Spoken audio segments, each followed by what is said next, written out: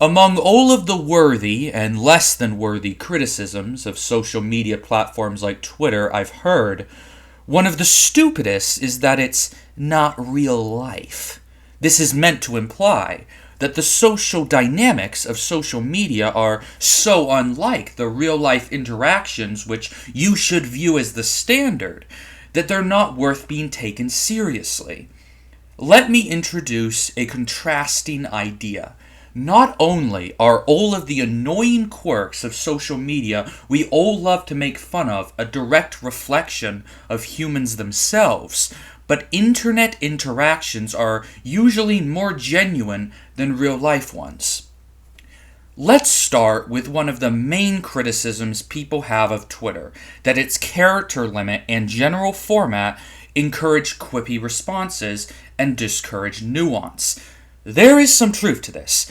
I'm sure that if the character limit was raised from 280 to, let's say, 500, it would make it easier for people to get across what can't be reduced to a quippy statement in less self-replies. But let's say that there was no character limit, and some people started tweeting just some amazing stuff that genuinely needed to be 3,000 characters. These tweets would either be ignored or have little pieces of them picked out and focused on out of context.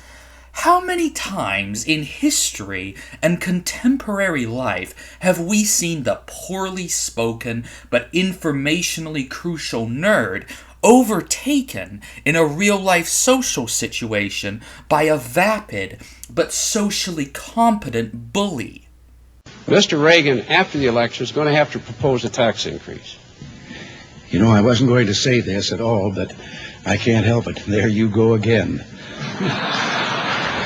Perhaps Twitter is exacerbating the problem, but one thing is for sure. It's not creating the problem, it's enforcing the reality. Humans aren't logical individuals. We're social sheep. We don't decide on things according to our individual ability to apply facts and logic. We decide on things according to which answer satisfies our group's interests and alleviates whatever stress brought up the issue in the first place as quickly as possible. But either way, this pertains to Twitter, which attempts to introduce some of the power dynamics of the real world into the internet space. When everyone is completely anonymous, there are no power dynamics, besides maybe, how much some people are supported or disdained by others in a given chat room. On something like Twitter, the more followers you have, the more you intimidate others, and the more weight your words carry. Power always plays a role in social interaction, whether we like it or not. As long as we have any conceivable ability to infer someone's quote-unquote power in relation to our own, it'll affect how we approach the conversation, even subconsciously, always. And even glossing over the differences and the ability to detect power between the rugged wastelands of 4chan and the minefields of Twitter, there is no space in which power is more readily clear than real life. And the influences of power disrupt people's true thoughts.